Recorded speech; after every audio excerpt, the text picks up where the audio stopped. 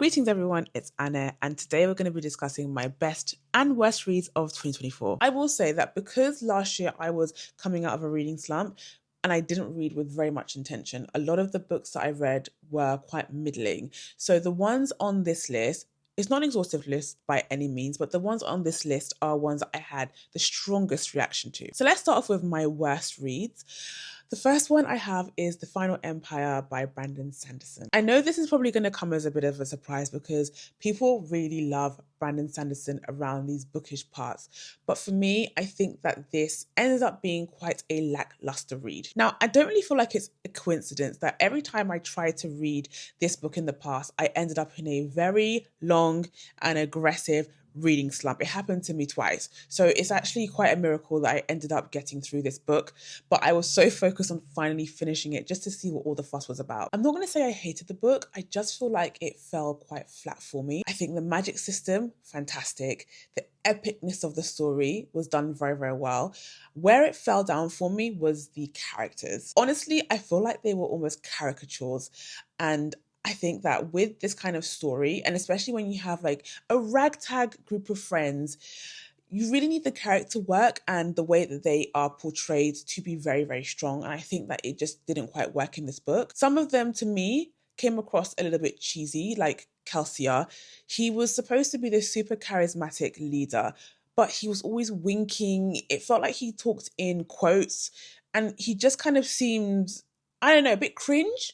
I don't know if that's the right word, but I think what was trying to be portrayed wasn't done very well. And I think all of the other characters as well, they fell into these sort of archetype tropes, but were never really fleshed out. You had the one that was like really grumpy. You had the Mary Sue character. I think that they all kind of slotted into their place, but I don't really feel like I was attached to any one character. So where there was this danger of something happening to a character that you loved, I didn't feel that attachment or fear for the character, which I think in an epic fantasy where people are fighting battles and their lives are all on the line, that's quite an important aspect. But for me, it didn't work. Maybe it works for other people, but for me, it's a no. But outside of that, like I said, the story was really great. It was engaging. And once I finally got into the book, I was hooked.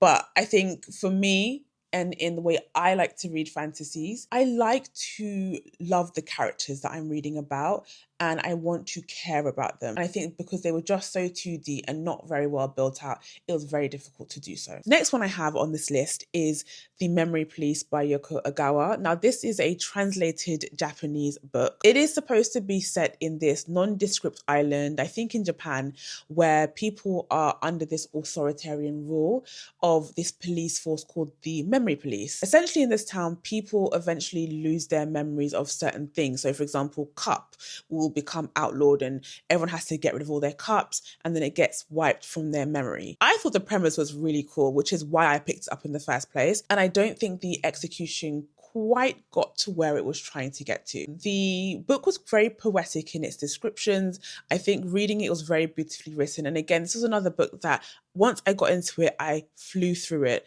But I think that there was no real crescendo to the book. It just kind of meandered along. There are a few aspects as well where, again, it fell flat. For example, the Memory Police was supposed to be this authoritarian overlord, and the characters had this fear of the police or being taken away by this police. However, we barely interact with the Memory Police during the book. There's only a couple of instances where the main character actually directly interacts with them.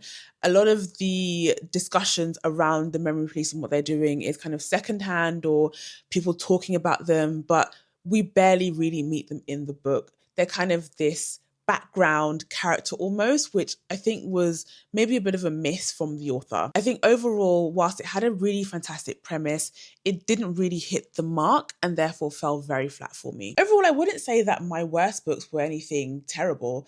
I think whilst I did enjoy them, they fell very, very flat and I ended up more disappointed than anything. So now let's move on to the best reads of 2024, which I'm very excited to get into. So the first book on my best books of 2024 list is The Crooked Kingdom by Leigh Bardugo. Now, I'm very surprised by how much I enjoy this book, mostly because I wasn't going to actually continue on with the duology. I had read Six of Crows, and whilst I did enjoy it, I didn't love it. I thought it was just simply okay. But because I owned Crooked Kingdom, I figured, why not read it? I have it on my shelf. I didn't hate the first one, so I'll just see how the story ends.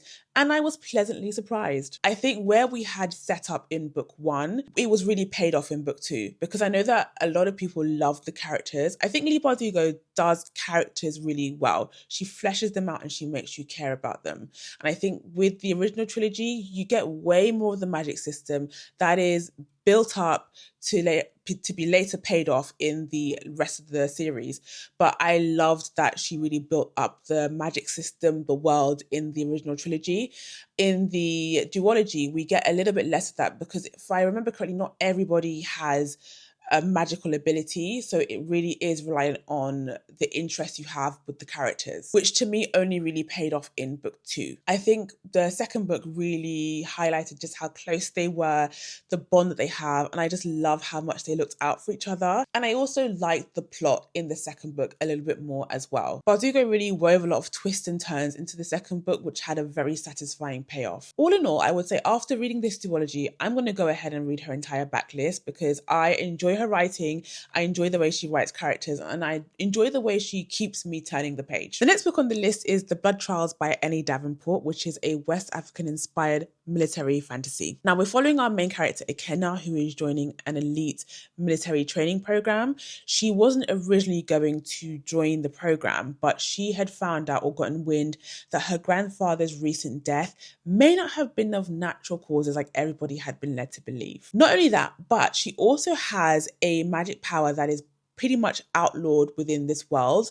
And if anybody finds out that she has this magical gift, she will be killed. So it's her coming to terms with not only her grief, not only having to go through this vicious trial, or bunch of trials actually, but also having to dampen the power that she has. I really enjoyed this book because I think that it was so engaging.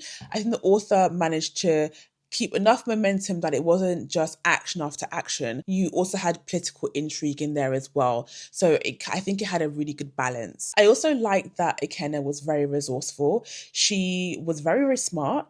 She was mouthy, and she was also very capable as well, which I loved. It didn't also feel like it was very much a Mary Sue character. She had been trained from a young age because her grandfather was quite high up in the military. So I think all of the capabilities that she had made perfect sense within the story. 2 points I would say though is that, one, I think that whilst the trials were very interesting to read about, it was very reminiscent of the Hunger Games, where the stakes were very high and a lot of people did die off. However, I think that for the most part, it didn't really make much sense as to why the stakes were so high.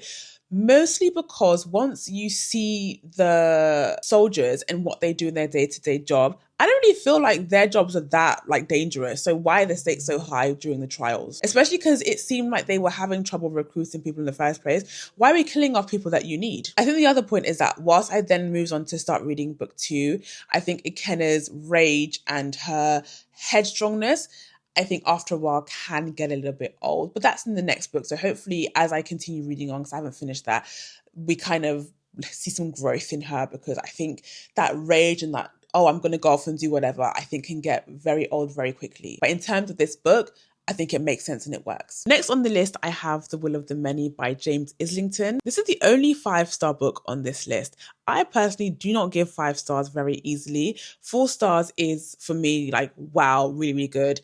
5 stars is exceptional.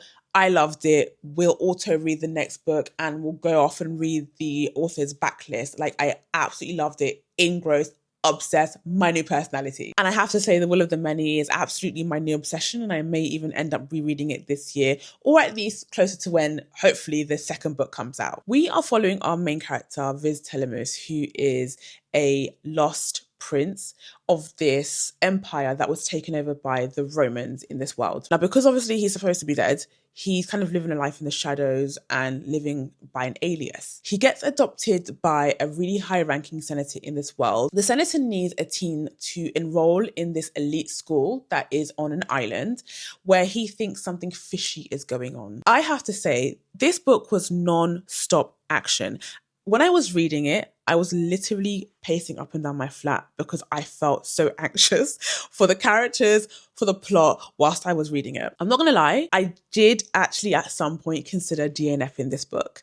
It took maybe like 100 or so pages for me to really get into it, and I'm so glad I didn't DNF. This is why it's so hard for me to not, because I'm like, what if this ends up being the best book I've ever read? How can I DNF? It's one of those books I can genuinely see it being adapted to a TV show or a movie because it was non-stop action, non-stop twists and turns. I was so engaged throughout the whole story. And I think the actual plot and premise and what goes on in the school was just so cool. Honestly, this book had my anxiety up there and I was very stressed whilst I was reading it, which means that hopefully now that I know what the plot is and I know what's going to happen, on a reread, I should enjoy it a little bit more, be a little bit less stressed, should I say. With the way that it ended, I need the second book expeditiously. I need to know what happens. Now, I did kind of see aspects of the end happening, but the way it unfolded was absolutely chef's kiss. I think if there's any book in the list of best reads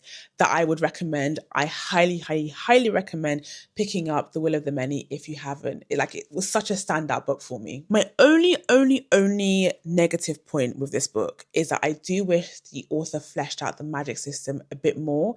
I think I don't really feel like I 100% understand it. And I think there needs to be a little bit more, or maybe I need to reread it. I don't know. Maybe I was just like shooting through it. But I still feel like if there's, for me, a bit of confusion around what the magic system entails. So hopefully by book 2, I get a bit more understanding of that. So folks, those were my best and worst reads of 2024. Would love to hear how your reading year went. So let me know below if there were any standout books for you. And I will see you all in my next video. Bye.